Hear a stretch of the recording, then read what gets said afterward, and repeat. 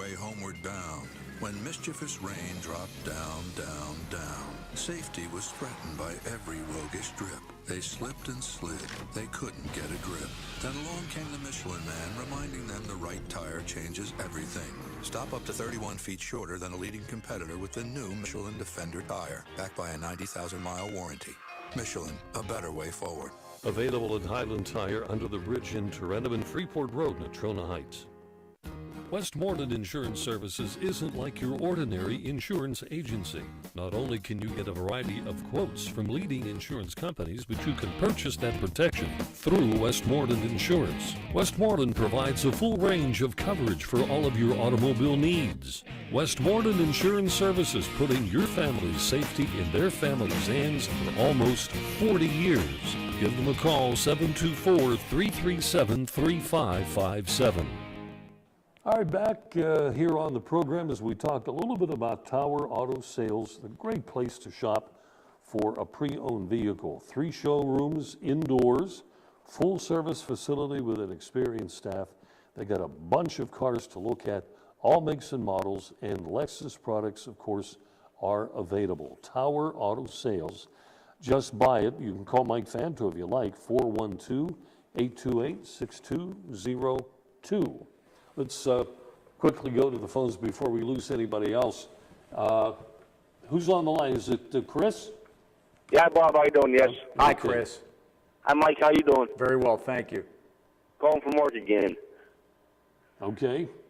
Yeah, I just wondered, did they just make the change of that rule for because they didn't want to disqualify Tiger Woods in that situation with golf, or are they going to be holding that a steady rule, or is that just a special situation? It was put in, I believe, in 2011, Chris. So the rule has already been there, 2011 or last year. So it was already there. They didn't make it up just to use it this time. And that rule is that if you are found to have broken a rule after your round is over, after you've signed your card, which is normally, if you sign an incorrect scorecard, it's a disqualification. If through no fault of your own this has happened and it's found later, that you could be assessed a 2-stroke penalty yet not be disqualified from the event. And that's the rule that they used here. I wonder about selective enforcement. I know a lot of people do. The 14-year-old amateur from China was given a penalty for slow play. It was the first slow play penalty in a major event since 2003. Now, don't you think it was really easy to slap a 14-year-old kid with a slow play penalty, but no one else has played slow in the last 9 years. So that's what I'm saying. I mean, it's not. I mean, you got to be fair about it. I mean, you know that Tiger Woods should know what he's doing. I too. That 9-year or 14-year-old kid would get it. I wonder now. I wonder if it had been anybody else, if that person would have been allowed to continue playing. That's what I wonder. And with CBS involved, with the ratings, with everything that was involved here, what was now. I like the intent of the rule to not disqualify somebody because you didn't purposely sign a wrong card, but also with Argentina so much in the news yesterday with Angel Cabrera being the opponent of Adam Scott in the playoff, Roberto DiVincenzo was had a green jacket taken away from him because he signed an incorrect card on the last day on his birthday, which is exactly the anniversary yesterday of it happening, which was so ironic that all these things came together at one time. And the planets are aligned. The planets aligned for the Masters to just do this craziness this weekend. But so that's what happened. The rule has been there, Chris. It just hasn't been used very much because it's a new rule. It's a new rule that they have put in there, and I just hope that it works the same for everybody, that they just didn't do this because it was Tiger Woods. That's what I was thinking. It was Tiger Woods. Is there a fine involved in that? No, there's no fine, because look at it this way. He lost 2 shots, which means that how many places did that cost him? And then how many dollars did that cost him in his placement when it came to the purse?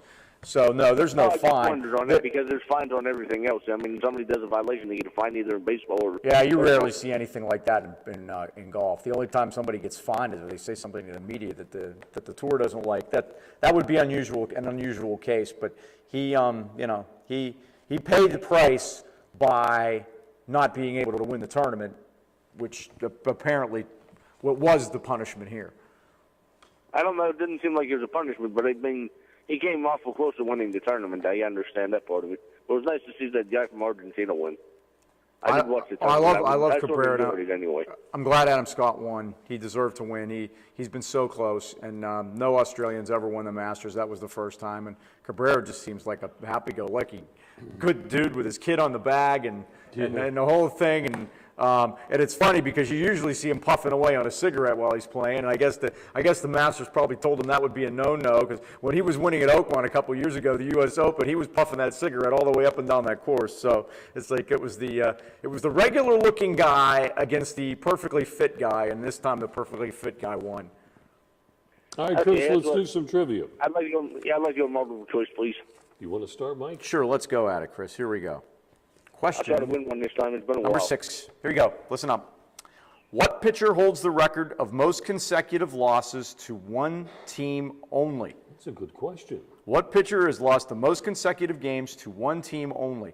Was it Bob Friend, Bob Turley, Don Sutton, or Robin Roberts? Don Sutton. Chris, that is correct. We have a winner to start with. I got to ask him if that was a guess. I'll be honest with you, yes. It was a guess.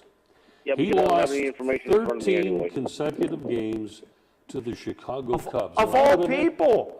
that's He's a Hall of Famer. When we loaded this thing up with people like Bob Friend, you figure, well, he pitched for the Pirates And in they some stunk hard for a long times. time, right? You got Bob Turley, who was, Browns and the Yankees, whatever. And Robin Roberts is who a Hall of pitched- Famer, but he was on terrible teams. with the Phillies, he would win ball games, but the Phillies would lose. The Phillies I would mean, lose. They had one really good season when he was there, 1950. That was it. So, Chris, thank you. Great Congratulations. question. We'll send the The prize. Cubs, of all people, Bob. Okay. I'll You get back figured in that person next week. were the Bye-bye. Cubs keeping the Dodgers out of the playoffs? It might have been. Chris, thanks for the call. Let's go on to the limo Okay. man who's up next. Bruce, welcome to the program.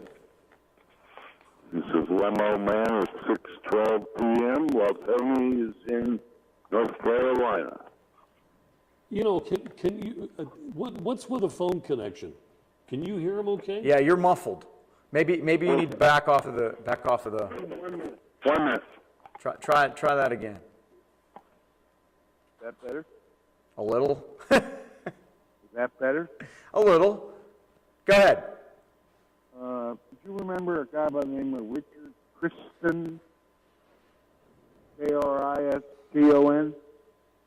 Kristen. No, I don't seem to. Doesn't ring a bell, Lima. High school athlete in Fox Chapel and a Penn State linebacker died. No, I don't remember that. How old of a name. guy was he? Yeah, what era? 58 years old, Bob. 58 Oh, years gosh. old. That goes Died back of before me. So we're looking 40 years ago when he played, which would put him back at around the 70s. Yeah, I guess. And do you remember Michael Huff? I wonder if that's a relative of Sam Huff. He was released by the Oakland Raiders, but he signed a 3-year deal with Baltimore. Boy, I'm having a really Yeah, I'm tough really time. having trouble hearing you, Lima.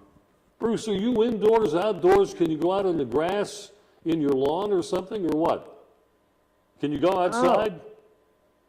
I'm not even talking in the phone. It's really difficult to hear you. It is.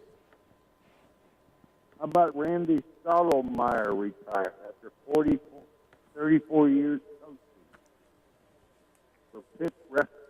Yes, Pitt wrestling coach. okay. Randy Stottlemyre, who's been there for a long time, like Limo said, and he retired. There seems to be a lot of moving around, and almost as if it was Susan McConnell coming to Pitt to coach the Isn't that women's amazing? team. It takes your whole Duquesne coaching staff. Took everybody along. You know what, Bob? At Burrell's championship game, we're in the front row, Bob, and Susie and her coaching staff were sitting right in front of us. A couple of girls there, a couple of coaching staff members, and I'll call you later. and a player or two, I believe, was sitting right in front of us, and we were discussing the situation right then. And strangely enough, Pitt threw some money at her, and bingo, we have a new coach in Duquesne. Things are in disarray up on the bluff when it comes to athletics. That's for sure. Mike Shannon has the doubledribbleBob.com. calm. Oh, he would be Shannon, in, he there would you be in go. town this week, would he not? You know what? We're going to Tonight sweep. with the Cardinals. We're going to We're going to sweep. sweep them. Bob, I can't, last week I sat here and we were burying the Pirates. We were throwing dirt on them, and I just sat back and said, I don't know, because you know what? The last 2 years, I have no idea, and I continue to have no, and that game yesterday was a microcosm of the whole deal. I have no idea. So I just sit back and I'm watching the games. I went Saturday. I had a very good time. I never expected them to win against Johnny Cueto, and he came up lame arm, and so I was very happy with that. And I thinking about Don going Sutton to will be here this week. I can't hear it. Mike, What's that? Don Sutton will be here this week. Don Sutton. Yes, Don Sutton was our last answer there. Yeah. Okay, Bruce, let's do, well, you won trivia last week. Oh, I'm not eligible, but Right. Joe Flacco's going to be playing Johnny Unitas in a movie. Johnny Unitas in the movie, what? The Johnny, and you know what? There's an unbelievable story about this, that they're making a movie, a biopic about Johnny Unitas, and there were two sons involved.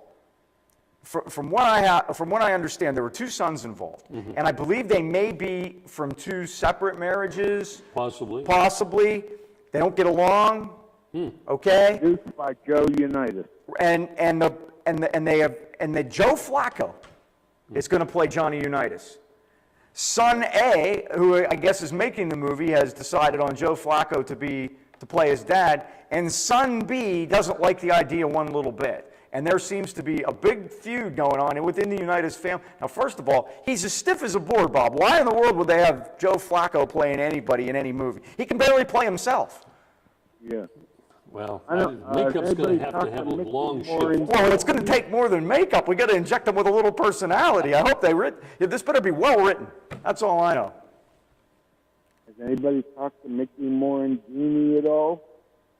Did anybody George- talk to Mickey Morandini at all, is the question? I'm glad you got that. I couldn't hear that one. About what? About anything. He lives in I haven't Valparaiso, seen or Indiana. heard from him. What was, about what? I don't know about where he lives. I don't Got to know. ask George. All right, Bruce, we got a bad connection. We're going to talk to... Long drive. And This will come through loud and clear. Field, and this one is for Chris Bentley. Thanks, Limo. We're going to take a break, folks. As Cope used to say, we got to get him a better phone. Because we heard Chris just fine, didn't we? We did. It wasn't me. Yeah, Okay. We did. All right, folks, break time. We'll be back in a moment. Stay with us.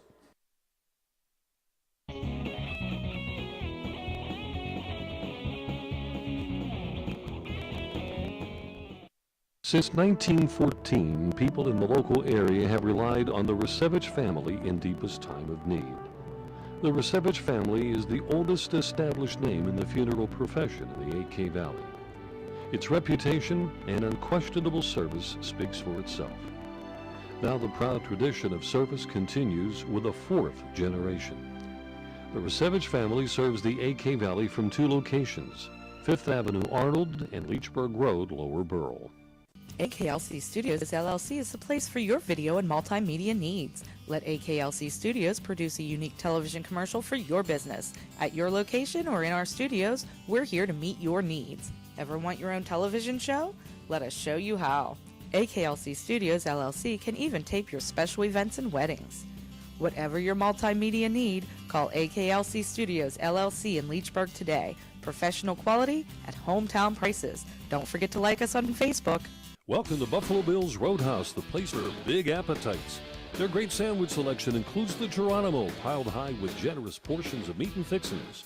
Their barbecue ribs are the best in town. Half rack or full rack, they don't come better. Buffalo Bill's wings are everybody's favorite. Uniquely oven-baked, not deep-fried, and yet so crispy. Your choice of 13 flavored seasonings. Grab a bucket for the big game. Eat in or take out, credit cards accepted. Buffalo Bill's Roadhouse, Freeport Road, New Kensington, across from Faldarelli Square. Well, if you like pizza, we're going to suggest a trip to Mattio's. You can call in advance if you wish, but Mattio's Pizza and all of their menu items made with quality ingredients. Hand-tossed pizzas, gyro sandwiches, subs, and hoagies. calzones and strombolis, wingdings, and more, and their signature sandwich, the Iron Man Hoagie. And I know just the guy that's willing to tackle one. He's our next participant from the studio audience, and that would be Paul. Give Mattios a try. Here's the number, by the way, 724-904-7312. And Paul's out of the on-deck circle, and good to have you with us. I'd like to buy a vowel, please. Well, it's been a tough day in this good old USA. Yeah. Getting to the Masters of yesterday, what is the rule for like when it's pouring down rain? Like the last hour or so of yesterday's contest it's like they should have like stopped it, or what's the rule for? Before we get to any rulings, Okay. I was talking to Bob and I talked about this. Didn't you find it neat that they have every detail taken care of, that everybody had the same umbrella?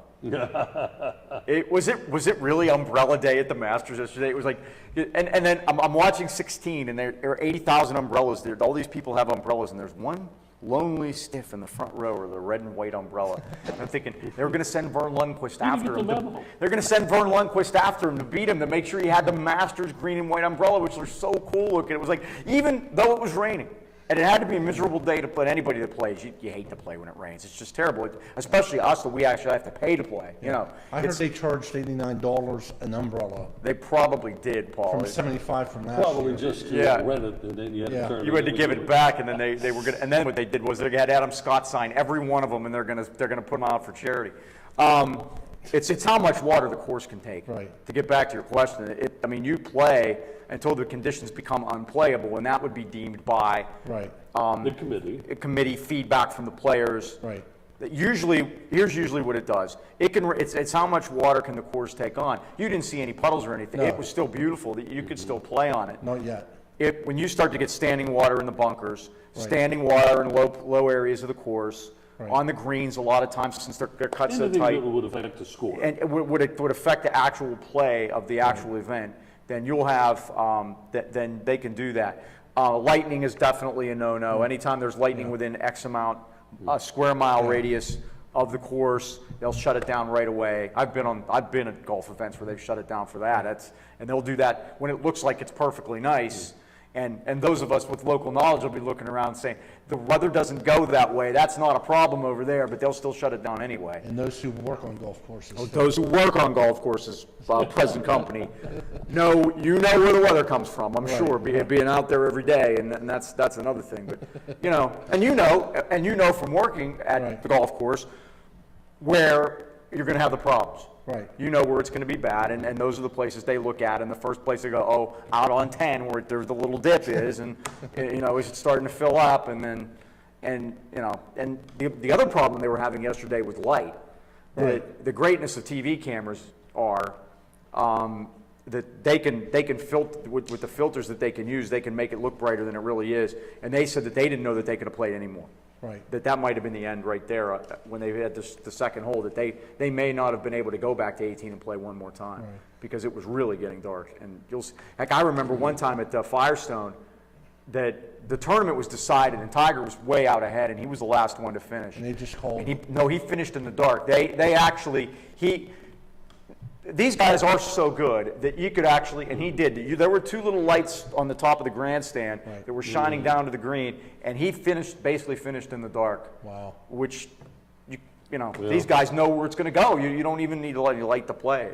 It's amazing. But I think there'll ever come a day where they'll have like lights on the golf course, and they've had some events like that. They had a couple of Monday night events that ABC put on, or ESPN, and they actually lit. That they started it, and it was a West Coast deal that would come on at 8 o'clock, which would be 5 o'clock out there, and they only needed to light, say, the last 5 or 6 holes. Right. And they brought in portable lights, and they lit the last 5. Tiger played against like David Duval once, and then he had one. They played a doubles match. Annika Sorenstam was one of them. It was a made-for-TV event. They were able to sell it, so they get it on, which is all that matters, And that's what they did. So you'll.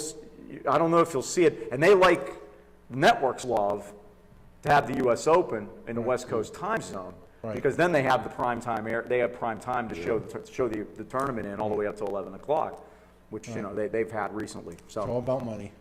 oh, absolutely. There's so much more money on golf now than there used to be. As we were talking with the first caller tonight Yeah. about the Tiger Woods situation, CBS. Believe me, the way that all worked out, there is no way that CBS would. Well, even if they weren't consulted by the Masters, they let them know. Right. CBS put their 2 cents worth in. Isn't there a way? And they found, you know, as W.C. Fields would say, looking for a loophole. Right. And they found one.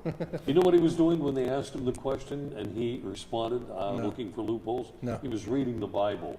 A noted atheist throughout his life. He said, Mr. Fields, I didn't know have you converted? He goes, nope, looking for a loophole. You know, he's on his deathbed. Looking for loopholes. Funny guy. Funny guy. And one more thing. When do the NFL schedule comes out tomorrow? Well, you know, the original thought was that it was going to come out tomorrow, and I saw something on Pro Football Talk that it will not be released tomorrow. So I don't know if that means it's going to be next week. But they like to have it the week before the draft, don't they? Yeah, and they're going to have, 2 games in London? Apparently. Jacksonville plays over there, and the Steelers will be playing there at the end of September. I heard one of the games will be 9 o'clock Thanksgiving morning. You know, they're going to Oh, really? have 4 games on. Then Jacksonville can have that one. The Steelers, we know the Steeler game is going to be in September. They're playing Minnesota. Right. So that will be in September, and then you know they have the bye week after that. Yeah. So this is rumors. I heard that this Thanksgiving. Yeah, you know, it's amazing. Yeah. You talk about money.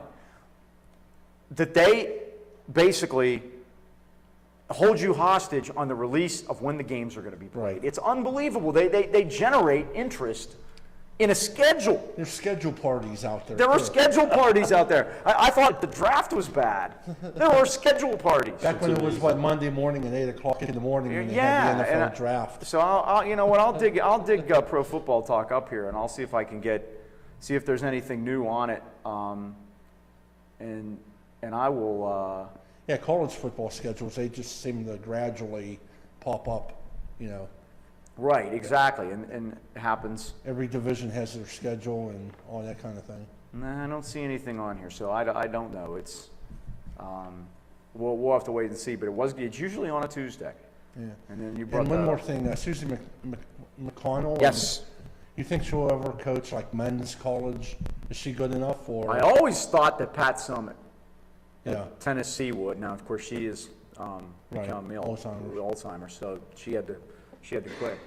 But I always thought she had the ability to do it. Now, Gino Auriemma or is a even the NBA, women's coach, but he is a man. And then the question, I guess, would be, could women coach men? I think it could happen. I don't see why not. I really don't. I don't know how good she is. I just like her to win with the Pitt women first, and then we'll see. I'd be more than happy. And I will become a fan of Pitt women's basketball if they do well. That will be fine with me. It'll be something else to watch. Paul, what do you want to do for trivia? Am I eligible for my favorite mystery profile? You are. Oh, okay, I'll try that. Well, you've not tried it in April, have you? No. We can check, because if you win... March 18th, I think I won the Tom Seaver question. Okay. All right, if you're ready, folks at home, you take a look at... you have a monitor there, Paul, you can check out? Yeah, I could look over. Okay. It is sponsored, of course, by Mattio's Pizza and Subs. And they're located in Brackenridge Heights, right there at that first traffic light. So here we go. Your first clue, if you get it on this very first one. I was the first player since 1940. What's wrong, Paul? No, I'm good. I'm good. I was the first player since 1940 to hit 40 home runs and 40 doubles in the same season. You know who that might be? Barry Bonds? No. No. All right. This clue, $75 worth of prizes. I shared the Sports Illustrated Sportsman of the Year award with Terry Bradshaw. Willie Stargell? You got it. $75 just for the heck of it. Yes. Let's take a look at the other ones. And, well, they do get easier anyway. I threw the last pitch at Three River Stadium as part of the ballpark's farewell ceremony. Willie Stargell. Okay. And in the on-deck circle, I warmed up by swinging a sledgehammer That was intimidating. Right. And the Tinker Toy Clue, I gave my teammates stars when they performed with greatness. Right. So $75 Yes. worth of prizes goes to Paul. He gave me a star. He did. He did. I have it. I should bring it in and show everyone. Well, you know what? That's a collector's item. Oh, that's not going anywhere. You know, that is a media guide, that the inside cover of that media guide is signed by Bob Prince and Willie Stargell. Oh my gosh. And he gave me the star on the same day. And that's not going anywhere. Wow, there you go. Paul, NFL spokesman Greg Aiello tells Pro Football Talk that the schedule will not be released on April 16th. He added the date for the release has not been determined. This is a quote, "It will not be tomorrow, but it could be in the next week or two. We're still working to finalize it." I don't know what they're finalizing. Maybe that first game. Maybe that game in London. Maybe a game in London. Who knows? So, complicating this year's process of configuring the schedule, which now includes 3 primetime games per week and 17 total Thursday games, was the roughly 3 weeks of uncertainty arising from the Ravens not going to be able to host the first game. So there you go. We just talked about the schedule for like 5 minutes. Isn't that There you amazing? go. How prompt. And the NFL wins. Roger Goodell, the check is in the mail. You're welcome. All right, Paul, congratulations. $75 worth. Thank you. Have a good day. It was a worthwhile trip to come out to Leechburg and be our studio A guest. worthwhile Always is. venture indeed. And for those who may be watching, we are on Siberian Avenue in Leechburg. And every show that we do, we have the building is open for the studio audience setting. All you got to do here is to be here between 5:30 and 6 on a Monday evening. At 6 o'clock, we close the doors because, you know, we can't have the havoc that would be created by latecomers. So if you're here between 5:30 and 6, you can take a chair. You don't have to participate. You can simply watch.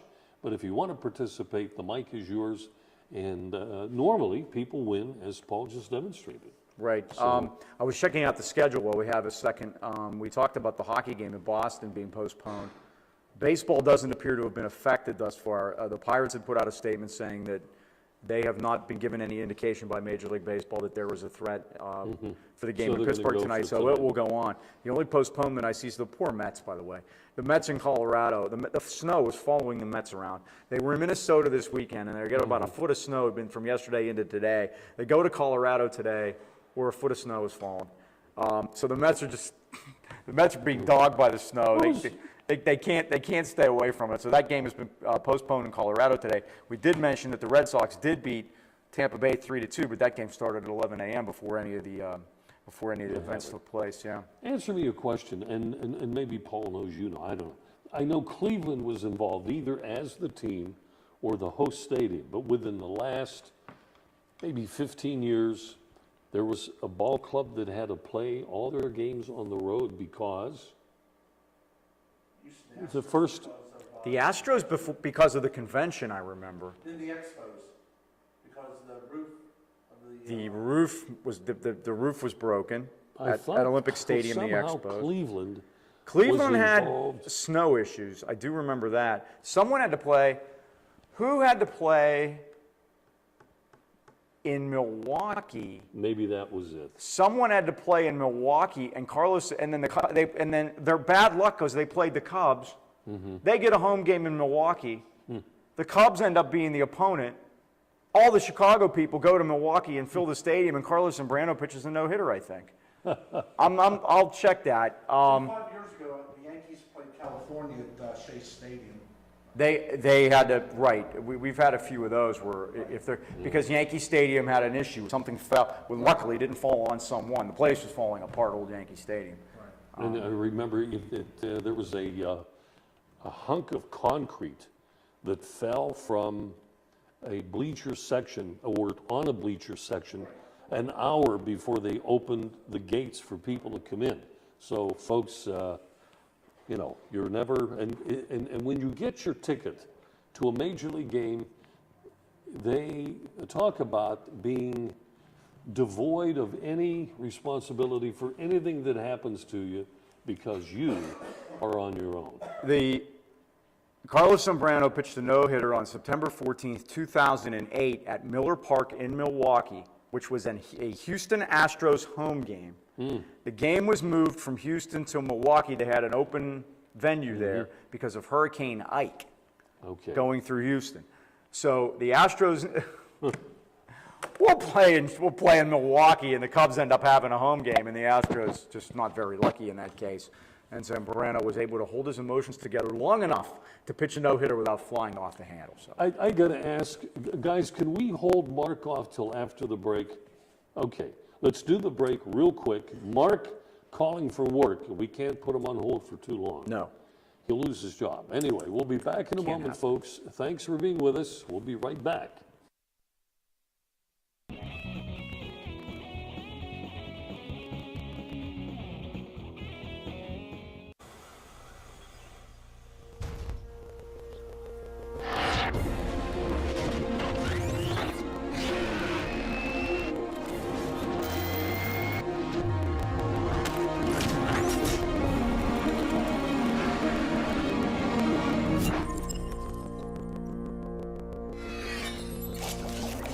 Husqvarna, taming the wild.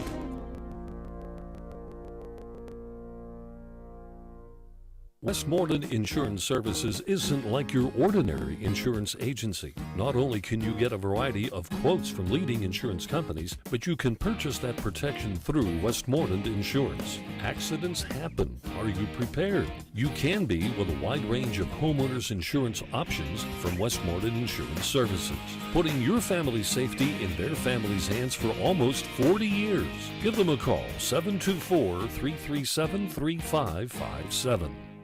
My first book on sports is available not only through the internet, but at various local businesses in the AK Valley. It's Bob Tattern's Sports Minutes. Short sports stories, odd and unusual, fascinating and funny, only take about a minute to read. Go online to doubletripplebob.com where links are provided for Amazon, Barnes & Noble, and Word Association to get book information. Get your copy locally at Costello Printing in Tarentum, Blackburn's in Tarentum, Myrna's Brewery Outlet in New Kensington, or the Hot Dog Guys Lower Borough. All right, Tower Auto Sales, Freeport Street in Blawnox. Why, what a place to shop. You have a luxury of choice when you do shop for your pre-owned vehicle at Tower Auto Sales. Yeah, they have an experienced staff. They can help you in so many different ways. Tower Auto Sales says, just buy it. Give Mike Fando a call first if you would. 412-828-6202. Welcome back to the program. Again, my website has the answers to the trivia questions. DoubleDribbleBob.com, and our phone number here if you want to call, and we've seen it a couple of times right up here in front. It's 724-236-0430. Let's go to the phone. Mark, thank you for holding on. Appreciate it. Good evening, fellas. How you doing? Hey, Mark. Not knowing what was going on in the show, does anybody talked about the golf match for the Masters yesterday? Yeah. We have, but go ahead. Okay, I mean, I didn't know what your guys' take was. If it would have been anybody else but Tiger Woods, would they be afraid of maybe losing more ratings or making too many people mad if they'd disqualified him? We brought that up. Okay. I think there may, there's always room for interpretation on something like that, and especially a rule that really hasn't ever been used but maybe one time. It's a new rule that's there. It was on the books. They didn't have to make it up just for this occasion, which would have really, and a lot of people thought that he should have disqualified himself. And I know a lot of players, a lot of golfers, not ones that were actually in the Masters, but ones that didn't qualify for the Masters, made comments that were off the grounds, because I don't think you would have been able to say anything contrary while you were still there and been allowed to finish. But, if it would have been anybody else, that would have been a disqualification for signing a wrong card. But the thing, what the Masters people did, what the competition committee from the Masters said, was that they looked at it, they thought it was okay, they didn't think there was an issue. I was a caller they called in with one of these gotcha things, which I just, by the way, I'm going to call Major League Baseball and see to it that Travis Snyder has a home run yesterday. You think they'll fix that for us? But that they looked at it, and while he was still playing his round, and they decided that it was okay, and they didn't even bring it up to him. And he signed his card and went on his merry way, thinking what he had, and it wasn't until in the post-game interview that he had with Tom Rinaldi on ESPN that he basically hung himself by saying, I moved 2 yards back, then the red flags went up. Here, you could go back as far as you want if you take the last point that it crossed the hazard, which isn't what he did. He stayed where he hit the ball, and you can't do that. If he would have gone way over near the grandstand where the ball crossed on the way back, you could go all the way back to the tee if you want to. You can go back as far as you want. But he couldn't do that from the angle that he was. He needed to drop it as close to where he hit it. Well, I don't know if you had brought it up. Wasn't there an incident, I don't know, years ago where some golfer lost a tournament because he signed his card, you know? It's happened often. Roberto Di Vincenzo, we talked about this, from Argentina, whose birthday it was yesterday, oddly enough. Maybe that was the one then. Lost an opportunity to be in a playoff at the Masters with Bob Goalby. I believe it may have been 1968, somewhere along those lines, because he signed an incorrect card. As they added it up after, there was a mistake made on his card. He signed it. He was disqualified on the spot, and Bob Goalby was handed the jacket. And there was no playoff. That was back in the 70s. It may have been the early 70s or late 60s, and they walked off, and I'm sure television did at the time. I wasn't old enough to be watching it, but television went off the air to a commercial thinking we're going to have this playoff, and they came back, and it's like, oh, we have a problem. Now, if you remember Dustin Johnson, maybe 2 years ago or 3 years ago at the PGA, thought that he was marching on to a playoff against Martin Keimer, and he was penalized. A 2-stroke penalty for grounding his club in the sand and not knowing it was a trap because the course that they were playing on, I believe it might have been Whistling Straits, has so much sand, and not all of it are hazards, and not all of them are bunkers, and and that cost him a chance too. So. Well, I guess maybe everybody was relieved that Tiger didn't win. Well, I think it couldn't have worked out any better, to be perfectly honest. They let him play. He took a shot at it. He didn't win. If you take the 2 shots off, it's still the 2 shots that he was penalized wouldn't have gotten him up there. But if you go back to the bad break that he had when the ball hit the stick to begin with, if he makes 4 there, that's 4 instead of 8. That's 4. What if that darn thing? What if that would have hit that stick and went in? I mean, wouldn't that have been? If it would have gone in, and everything else stays the same, he wins. That's what I mean. That was some wild irony. Well, I guess I better go. Taking too much time. I better go for multiple choice, please. All right. Let's have it, Mark. Here we go. NFL question. Who holds the NFL career record for most kickoff returns? Total most kickoff returns. Was it Chris Carr, Brian Mitchell, Marte Jenkins, or Richard Alston? Why don't I have an answer? Okay. We did. Remember last week, and then we marked it off. I messed it up.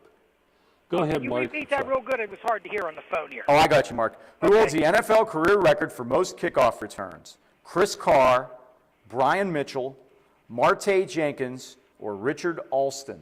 How about Mitchell? Mitchell is correct. It's Brian Mitchell of the Washington Redskins. That's going back a few years, we're correct? What's that, Mark? That was going back a few years A now? couple, maybe in the last 10 or so. Oh, okay. But he was outstanding. He was a great kickoff returner and a great punt returner, too, with the Redskins. Okay, you guys made my day. Thank you very much. All right, Mark. Thanks for calling. Talk to you next Appreciate month. it. Thank you. Okay. Do we have another caller? Okay. You know, a couple of weeks ago, I think it was Paul that got this thing started. It was an off night for you, but we talked about if many nights if are off had, nights for me, by the way. Happens all the time. We had spoken about if you had a Mount Rushmore for announcers in sports, whose 4 heads would go up there. So we made a list of a whole bunch of guys, and if we go only with those on the national scene, can we talk about this a little bit? Go right ahead. And we're talking national, so I got to take people like Bob Prince out of the mixture, even though he was involved with a few things in boxing and what have you. By the way, did you know that he had been a Pittsburgh Hornets game announcer? Bob Prince did? For a while. It didn't say a long. There were 3 names. We researched it. Joe Tucker had Pittsburgh Hornets games for 20 seasons. Without mentioning how many, they said Bob Prince and Sterling Yates were the other 2. Wow. And that's it. Did you also know that Bob Prince was contacted somewhere in the mid-50s to announce Pitt's football games for that season. In the mid-50s? In the mid-50s. And he had to say no because he had already signed on to do Penn State's games that year. And he referred them to who would become later another Hall of Fame baseball announcer who then did the Pitt football games for 1 year, Ernie Harwell. And the reason I know this is because Ernie Harwell told me the story. I'll be darned. And I met Ernie Harwell once. I'm sure I've told this story before, and about 10 years ago, and when he asked, and he was signing autographs, and just sitting there and talking to all the people, and just the nicest guy in the world. I know. Where are you from? Pittsburgh. Do you know that I did Pitt football 1 year? I said, no, Mr. Harwell, I didn't know that. And he told me the story, and that he actually did Pitt football games for a year. So that's interesting too. Back in those days, I guess it basically was on a catch-as-catch-can basis, whoever you could get. Obviously, you would want Prince, because Prince was the top dog in town back in those days. Yeah. And then you talk about, a guy like Joe Tucker, who was the Steeler announcer. And 20 years for the now they had to cross. They had to have scheduling problems because football and hockey coincide. So, but anyway, I don't know. Vin Scully, Hal Newhouser. I'm not so sure about Cosell because we're talking a color analyst. Yeah, I want to do play-by-play. Yeah. All right. People like Chuck Thompson, who did Baltimore Oriole games, but he was also on the national scene. Okay. Where am I going with this? You join in if you want to come up with a couple of names. I was going by sport. Oh. Listening to Dick Enberg the other night do the Padres. There's his name right By there. the way, but baseball suits him so perfectly at this stage of his career, and this happens. He is just perfect for it. It's a relaxing. It just rolls off. But so here were my list. NFL would be Dick Enberg. I think Dick Enberg is. I don't like Kurt Gowdy. I want to throw that out there right now. I never got it. I don't understand it. I'm throwing Kurt Gowdy out of the mix. My favorite NFL national scene would be Dick Enberg. NBA, my favorite NBA announcer on the national scene would be Marv Albert. Always has been, always will be. Okay, baseball would be Vin Scully. Obviously. And then hockey would be Mike Emmerich, who is current. And then if you get into, and then you go into college sports, college football is Keith Jackson. Keith Jackson, okay. And then college basketball is kind of interesting because that can go to, I mean, when Enberg was with Al McGuire and Billy Packer, that was the top of the list right there. That was the cream of the crop. I'm not the biggest fan of Jim Nantz on play-by-play. I think he's. You don't think so? I think he's great on golf. I think his golf is his deal, and golf's where he should be. Basketball-wise, But so that would be it. So that would be 5, which would mean I would have a problem because that would have one. I'd have to spend money and have another head up there. But I would go with, it would be Keith Jackson, Dick Enberg, Marv Albert, or Vin Scully, and Mike Emmerich. Or have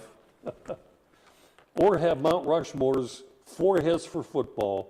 That makes it too easy. That would be. That would be interesting. I have some hockey. I have some Penguin news that we may want to get to when we come back from the break. We're going to do the break. Because guys came back and did some skating today and scheduling issues. We can get into that. Okay, we're going to take the break, our final break of the evening. We'll return in a moment. Stay with us.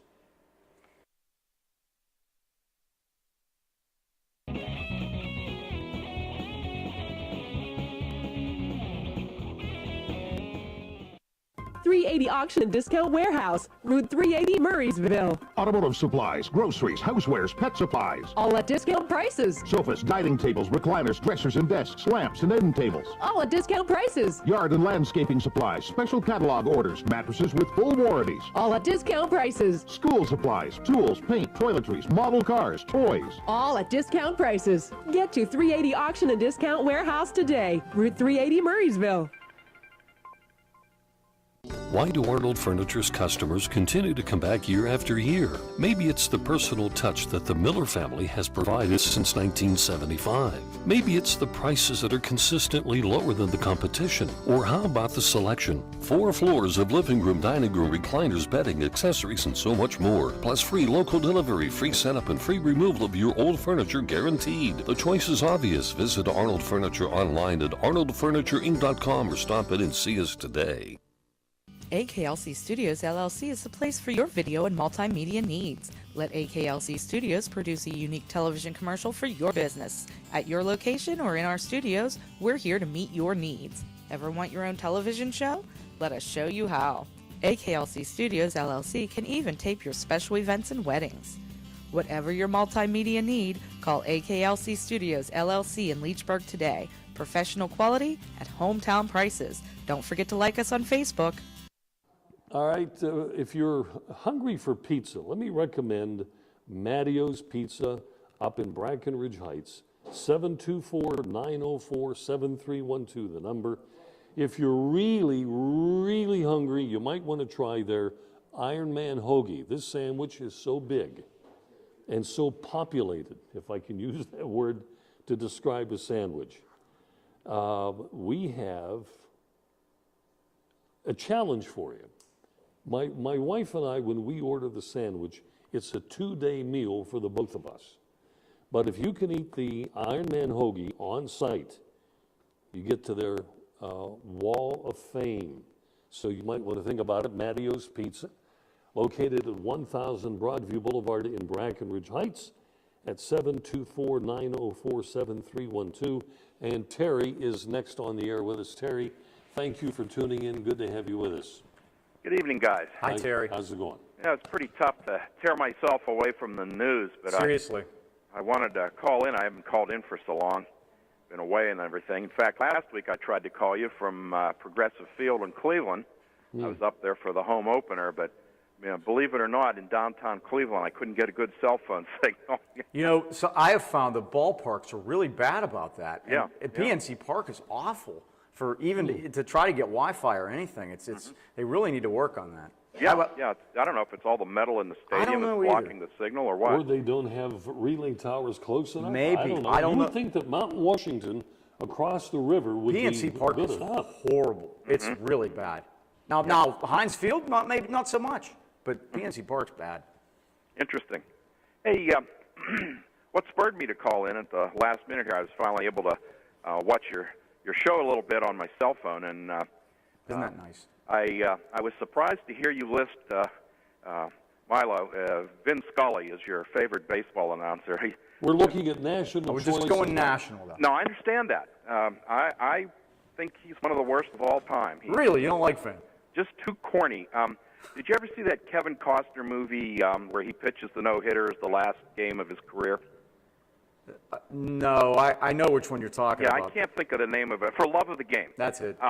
And the last, Vince Scully is the Yankees announcer, radio, I guess, in that movie. And the pitcher's, the character's name is Billy Chappell, and he concludes the broadcast with something like, today the temple that is Yankee Stadium is owned by a chapel, or some goofy thing. And I think that summarizes Vin Scully to me. I mean, he's just said so many. He tries to be picturesque. Right. I don't know that this guy qualifies because of his years of service on the national level, but the guy from Baltimore who does weekly baseball games, I can't think of his name now. He's kind of bald and round-faced. I think he is excellent. Miller. John Miller. No, John Miller. Yes, that's him. Yeah. I always liked. He worked with. I like John Miller. He worked with Joe Morgan for many years on the Sunday night game. Yeah, I like John Miller a lot, and he does the Giants games now, and he's been out there for quite a while. And I'll catch him. I think he's terrific too. Yeah. And you know what? I think Joe Morgan's good too. Now that you bring his name up. John Miller plays better on the radio than he does on TV too. I think he's excellent. I think he's excellent. There are a lot of good ones out there. It's different now with the teams of the guys that you have on the TV broadcast, and we've been lucky here because Comcast gives us the extended look at the package. So I've been watching as many games as I get my hands on. I love listening to Don Orsillo and Jerry Remy do Red Sox. Must be nice to be a bachelor. Yes, exactly. Nobody to tell me what to do. The Rim Dog comes up with a few comments now and then and set them aside, don't they? Funny. He's funny. I'll tell you one thing to pay attention to if you ever get a chance to watch the Indians' home broadcast. Rick Manning is the color guy, and I can't think of the play-by-play. Matt Underwood. Yeah, Matt Underwood. And he does a radio broadcast even though he's on TV. And to me, it's really annoying. You'll see a ground ball to short, and he'll describe ground ball to short. It's fielded backhanded, and so he just gets them at first. Where I've seen all that, I don't need to hear it. And even Tim Neverett, who to me is kind of almost a rookie, he does not do that on TV. He knows the difference between TV and radio broadcasting. And some guys translate better, and it's like, and Greg Brown, I think, is the other extreme. Greg Brown, if you get in the car and put the game on the radio, it sounds like he's calling it on television. He's not descriptive enough on the radio, and it's hard, and there is a difference. And believe me, doing the very little bit that I do is sometimes it's basically okay. You're talking too much, shut up. and you got to have that voice in the back of your head that's telling you that you gotta. They can see it. Just don't say anything for a while. Yeah. Hey Terry, only because we've got about 3 minutes to go. If you're going to do trivia, and I hope you do, we're going to have to jump to that right now. Sure, that's fine. We have already had a successful try tonight on the mystery profile. Okay. So that's by the board. Okay. So we have multiple choice or a salami? Let me try a salami. I haven't tried one of those for a long time. Okay. Is it your turn, Mike? I believe it is. 1 through 5, all are available, sir. Okay, number 1. Number 1. Oh. I love this. Here we go. Pro wrestler Mr. Perfect helped save the life of what Hall of Fame third baseman? Pro wrestler Mr. Perfect. No hints. Helped save the life of what Hall of Fame third baseman? He's called Mr. Perfect because he's a wrestler, because when he was a boxer, he never hit anybody, right? No, that's not Perfect. That's a no-hitter. I don't know, Eddie Matthews. It is not Eddie Matthews. The answer is Wade Boggs. Mr. Perfect is Kurt Hennig. I believe he came out of Minnesota. Paul, did he come out of Minnesota? Yeah, the story was, if I can, they were out hunting together, and Wade Boggs' leg somehow got caught in barbed wire. Hennig picked him up. Now, Boggs weighed 200 pounds. Sure. He carried him on his back for a mile. There was no way, they didn't have a cell phone, whatever, or there was no reception. Carried him on his back for a mile just to get him to their Jeep or whatever it was that they had, and from there to the hospital. But anybody else that was not as strong as Mr. Perfect, Boggs would have died. Now, I believe Mr. Perfect no longer with us, Paul. He has since passed on. So. I forget who it was now. It might have. Was it maybe that wrestler from Butler who was always a bad guy? No, it was Roddy Piper. Okay. He saved somebody's life on an air flight. Oh. That he did something. No, it wasn't on an air flight. There was a burning house. He ran in and pulled somebody out of a burning house. How about that? And so the WWF at the time, I think, had to take him from being a bad guy to being a good guy because of what he did. I love Roddy Piper. If you ever listen to Roddy Piper's speech pattern and Don Cherry's speech pattern, they're exactly the same. I swear, if you close your eyes and listen, they're the same guy. Hey, guys, we got to go. Terry, we're out of time. Guys. Thanks, Terry. Thanks for the call, and Paul, congrats on your win. Folks, thanks for watching our show tonight. God bless America. God save America. I'm Bob Tatter. I'm Mike Pavlik. Good night. Thank you for watching Sportsline, brought to you by Ace Hardware, New Kensington, AKLC Studios in Leechburg, Arnold Furniture, 5th Avenue, Buffalo Bills, New Kensington, Fazio's Deli and Meats in Arnold, Highland Tire, Tarentum and Natrona Heights, Mattio's Pizza and Subs, Brackenridge Heights, Resevich Family Funeral Homes, Lower Burl in Arnold, 380 Discount Warehouse, Murraysville, Tower Auto in Blawnox, and Westmoreland Insurance Services of New Kensington.